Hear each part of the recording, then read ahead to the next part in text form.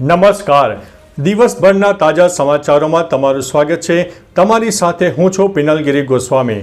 સમાચારો વિસ્તારથી જાણીએ એ પહેલા મહત્વના સમાચારો ઉપર એક નજર. નમસ્કાર મિત્રો, મહત્વની હેડલાઇન્સ ઉપર નજર નાખીએ તો રિસોર્ટમાં ક્રિકેટ સટ્ટાનું નેટવર્ક ચલાવતો કોર્પોરેટર ઝડપાયો છે. વાત છે ગીરના જંગલની. ત્યારે વાત થશે ચીનનો ભારતની 4000 ચોરસ કિલોમીટરની જગ્યા ઉપર કબજો, તે રાહુલ ગાંધીએ નિવેદન આપ્યું છે.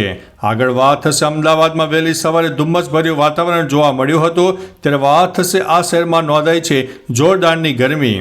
આગળ વાત થશે ટ્રમ્પે ચીન ઉપર લાદ્યા છે 54% ટેરિફ.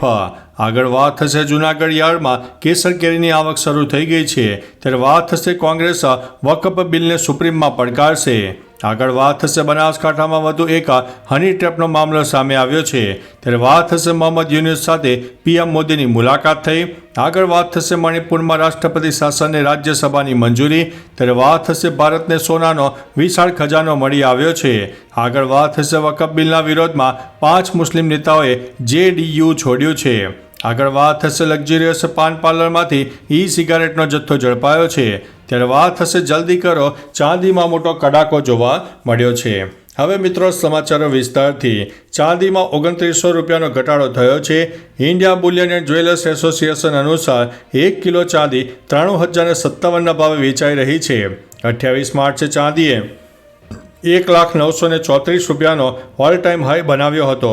એટલે કે ત્યારથી ચાંદીમાં કુલ 7,877નો ઘટાડો થયો. તો 10 ગ્રામ સોનાનો ભાવ 35 રૂપિયા ઘટીને 90,310 રૂપિયા થયો. સોનાએ 91,205ની કિંમતનો રેકોર્ડ પણ બનાવ્યો છે. હવે મિત્રો સમાચારો વિસ્તારથી જાણીએ તો લક્ઝરિયસ પાન પાર્લરમાંથી ઈ સિગારેટનો જથ્થો ઝડપાયો છે. અમદાવાદના લક્ઝરિયસ પાન પાર્લરમાં ઈ સિગારેટ મળી આવી છે. સ્ટેટ મોનિટરિંગ સેલે પહેલા કાલુપુરની કિચેન શોપમાંથી અને બીજા દિવસે રાજપથ ક્લબ પાસેના પાપા પાન પાર્લરથી 4.91 લાખની કિંમતની ઈ સિગારેટ ઝડપી પાડી છે. પાર્લરમાં સિગારેટ વેચતા 2 યુવકો પાસેથી 4.24 લાખ રૂપિયા રોકડા અને લક્ઝરિયસ ગાડીઓ કબજે કરી છે. મુંબઈથી લવાતી ઈ સિગારેટ સાથે મનન પટેલ અને મોહિત વિશ્વકર્માને ઝડપી લેવામાં આવ્યા છે. મિત્રો, અન્ય મહત્વના સમાચારની વાત કરીએ તો વકફ બિલના વિરોધમાં 5 મુસ્લિમ નેતાઓને JDU છોડ્યું છે. વકફ સુધારા બિલ પર JDUએ મોદી સરકારને ટેકો આપ્યો છે. આ પછી બિહારના CM નીતિશ કુમારની પાર્ટીમાં હોબાળો શરૂ થયો હતો. પાર્ટીના મુસ્લિમ નેતાઓના રાજીનામા શરૂ થયા છે. અત્યાર સુધીમાં વકફ બિલને સમર્થન આપવાથી નારાજ 5 મુસ્લિમ નેતાઓએ પાર્ટી છોડી દીધી છે. જેમાં M. રાજુ નાયર, મોહમ્મદ શાહ નવાઝ મલિક, મોહમ્મદ તરબેજ સિદ્દીકી અલીગા, મોહમ્મદ દિલશાન રૈન અને મોહમ્મદ કાસિમ અંસારી સામેલ છે. મિત્રો, અન્ય મહત્વના સમાચારની વાત કરીએ તો ભારતને સોનાનો વિશાળ ખજાનો મળી આવ્યો છે. વૈજ્ઞાનિકોએ ઓડિશામાં ઘણી જગ્યાએ સોનાના ભંડાર મળ્યા છે. જેમાં સુંદરગઢ, નબરંગપુર, કેઓઝેર અને દેવગઢ જિલ્લાનો સમાવેશ થાય છે. પરંતુ આમાંથી દેવગઢ જિલ્લામાં ભૂસ્તરશાસ્ત્રીય સર્વેક્ષણમાં મહત્તમ શક્યતાઓ જોવા મળી રહી છે. આ ઉપરાંત GSI અહીં અન્ય ખનિજોની ઓળખ પણ કરવામાં રોકાયેલું છે.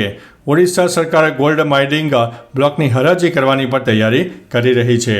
મિત્રો, અન્ય મહત્વના સમાચારની વાત કરીએ તો મણિપુરમાં રાષ્ટ્રપતિ શાસનને રાજ્યસભાની મંજૂરી. રાજ્યસભાએ મણિપુરમાં રાષ્ટ્રપતિ શાસન લાદવાના વૈધાનિક પ્રસ્તાવને મંજૂરી આપી છે. વિવિધ પક્ષોના સભ્યોએ આ પ્રસ્તાવને ટેકો આપ્યો છે. જોકે વિપક્ષે મોદી સરકારની રાજ્યમાં કાયદો અને વ્યવસ્થા ઉપરાંત અનેક જગ્યાએ નિષ્ફળ થયા બદલ ટીકા કરી હતી. કેન્દ્રીય ગૃહપ્રધાન અમિત શાહે કહ્યું છે કે તેઓ રાજ્યમાં સ્થિતિ સામાન્ય કરવા માટે તમામ શક્ય પ્રયત્નો કરી રહ્યા છે. વિપક્ષ આ મુદ્દે રાજનીતિ કરી રહ્યો છે. મિત્રો, અન્ય મહત્વના સમાચારની વાત કરીએ તો મોહમ્મદ યુનુસ સાથે પીએમ મોદીની મુલાકાત. થાઇલેન્ડ પહોંચેલા પીએમ મોદી બાંગ્લાદેશ સરકારના મુખ્ય સલાહકાર મોહમ્મદ યુનુસને મળ્યા. બંને વચ્ચે મુલાકાત ચાલી. આગળ હવે બંને દેશો વચ્ચેના સંબંધોની સાથે બાંગ્લાદેશમાં હિન્દુઓની સ્થિતિ અને વધતા કટ્ટરવાદ ઉપર બેઠકમાં ચર્ચા થઈ શકે છે. આ મુલાકાત ત્યારે થઈ છે જ્યારે થોડા દિવસ પહેલાં ચીનને સમર્થન આપતું નિવેદન યુનિસ આપી ચૂક્યા છે. મિત્રો, અન્ય મહત્વના સમાચારની વાત કરીએ તો બનાસકાંઠામાં વધુ એક હની ટ્રેપનો મામલો સામે આવ્યો છે. એક શિક્ષક સાથે હની ટ્રેપ થયો હોવાની ફરિયાદ બાબર પોલીસ મથકે નોંધાઈ છે. ભોગ બનનાર શિક્ષકે ફરિયાદ નોંધાવી છે કે તેને ઘરે બોલાવ્યા બાદ તેઓ બળજબરીપૂર્વક વિડીયો બનાવ્યો હતો અને વાયરલ કરવાની ધમકી આપીને આરોપીએ 1 લાખ રૂપિયાની માંગણી કરી હતી. જોકે ભોગ બનનાર પાસેથી પૈસા ન હોવાથી 11,000 રૂપિયા પડાવી લઈને જાનથી મારી નાખવાની ધમકી અપાઈ હતી. મિત્રો, અન્ય મહત્વના સમાચારની વાત કરીએ તો કોંગ્રેસ વકફ બિલને સુપ્રીમમાં પડકારશે. કોંગ્રેસ પાર્ટી વકફ બિલને સુપ્રીમ કોર્ટમાં પડકારશે. કોંગ્રેસ નેતા જયરામ રમેશે એક્સ ઉપર એક પોસ્ટમાં આ જાહેરાત કરી છે.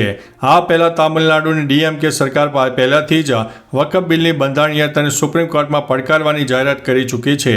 શુક્રવારે સંસદ દ્વારા વકફ સુધારા બિલ 2025 પસાર કરવામાં આવ્યો. લોકસભામાંથી મંજૂરી મળ્યાના એક દિવસ પછી આ બિલ રાજ્યસભામાં પણ પસાર થઈ ગયું છે.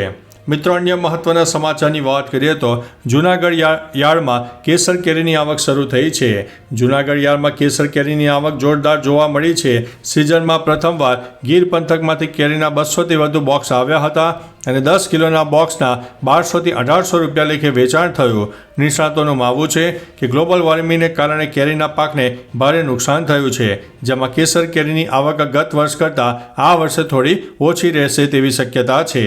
મિત્રો, અન્ય મહત્વના સમાચારની વાત કરીએ તો ટ્રમ્પે ચીન ઉપર લાદ્યા છે 54% ટેરિફ. અમેરિકાના રાષ્ટ્રપતિ ટ્રમ્પે વિવિધ દેશો પર ટેરિફ લાદવાની ઘોષણા કરી, જેમાં તેમણે ચીન પર 34% ટેરિફ લાદ્યો હતો, જે ફેબ્રુઆરી સાથે કુલ થઈને 54% ટેરિફે પહોંચી ગયો છે. ટ્રમ્પે ચૂંટણી સમયે ચીન પર 60% ટેરિફ લાદવાનું વચન આપ્યું હતું. તેની નજીક તે પહોંચી ગયા છે. તેની સામે ચીન હાલમાં અમેરિકન પ્રોડક્ટ પર 67% વેરો વસૂલે છે તેવો ટ્રમ્પનો દાવો છે. ટેરિફના લીધે ચીન હચમચી ગયું છે. મિત્રો, અન્ય મહત્વના સમાચારની વાત કરીએ તો આ શહેરમાં નોંધાઈ રહી છે બરાબરની ગરમી. ગુજરાતમાં ગરમીના પ્રકોપ વચ્ચે અમદાવાદમાં 40 ડિગ્રી, ગાંધીનગરમાં 39.9, ડીસામાં 42.3, વલ્લભ વિદ્યાનગરમાં 39.7, વડોદરામાં 38.8, ભુજમાં 42.8, નલિયામાં 39.6, કંડલામાં 42, પોરબંદરમાં 37, રાજકોટમાં 42.7, કેશોદમાં 40.9 અને મહુવામાં 33.4 ડિગ્રી તાપમાન નોંધાયું છે. મિત્રો, અન્ય મહત્વના સમાચારની વાત કરીએ તો અમદાવાદમાં વહેલી સવારે ધુમ્મસભર્યું વાતાવરણ જોવા મળ્યું હતું. અમદાવાદમાં વહેલી સવારે વાતાવરણમાં પલટો આવ્યો, જેમાં અનેક વિસ્તારમાં વહેલી સવારે ધુમ્મસભર્યું વાતાવરણ જોવા મળ્યું. વહેલી સવારે ધુમ્મસભર્યું વાતાવરણ દેખાતા વાહન ચાલકોને થોડી મુશ્કેલી પડી હતી. ગુજરાતમાં છેલ્લા કેટલાક દિવસથી હવામાન બદલાતું જોવા મળી રહ્યું છે, ત્યારે હવામાન વિભાગે આગામી 8 એપ્રિલ 2025 સુધી હીટવેવની સ્થિતિને લઈને ઓરેન્જ એલર્ટ અને યલો એલર્ટ પણ આપ્યું છે. મિત્રો, અન્ય મહત્વના સમાચારની વાત કરીએ તો ચીનનો ભારતની 4000 ચોરસ કિલોમીટર જગ્યા ઉપર કબજો. ભારત અને ચીન રાજદ્વારી સંબંધોની 75મી વર્ષગાંઠની ઉજવણી પર લોકસભાના વિપક્ષના નેતા રાહુલ ગાંધીએ સરકારને ઘેરી હતી. તેણે કહ્યું કે ચીને આપણા 4000 ચોરસ કિલોમીટર વિસ્તાર ઉપર કબજો કરી લીધો છે, પરંતુ મને એ જોઈને આશ્ચર્ય થયું છે કે આપણા વિદેશ સચિવ ચીની રાજદૂત સાથે કેક કાપી રહ્યા છે. ભાજપ અને RSSની ફિલોસોફી અલગ છે. તેઓ દરેક વિદેશી સાથે માથું નમાવે છે. મિત્રો, અન્ય મહત્વના સમાચારની વાત કરીએ તો રિસોર્ટમાં ક્રિકેટ સટ્ટાનું નેટવર્ક ચલાવતો કોર્પોરેટર ઝડપાયો છે. ગીરનું જંગલ જુગાર સટ્ટો ચલાવતા અસામાજિક તત્વોનું પ્રિય સ્થળ બન્યું હોય તેમ થોડા દિવસ પહેલા સાંગોદરા ગીર ગામની સીમમાં આવેલા રિસોર્ટમાં કરોડો રૂપિયાના મુદ્દામાલ સાથે 55 પત્તા પ્રેમીઓની જુગાર ક્લબ ઝડપાયા બાદ હવે બોરવાવ ગીર ગામમાં રિસોર્ટમાં IPL મેચ ઉપર ક્રિકેટ સટ્ટો રમાડવાનું મસ્ત મોટું નેટવર્ક ગાંધીનગરથી સ્ટેટ મોનિટરિંગ સેલે દરોડા પાડીને પકડી પાડતા ભારે ચકચાર મચી જવા પામી છે. તો ચાલો મિત્રો, ફરીથી દેશ અને દુનિયાના સુપરફાસ્ટ સમાચાર લઈને મળતા રહીશો. ત્યાં સુધી અમને રજા આપશો. નમસ્તે.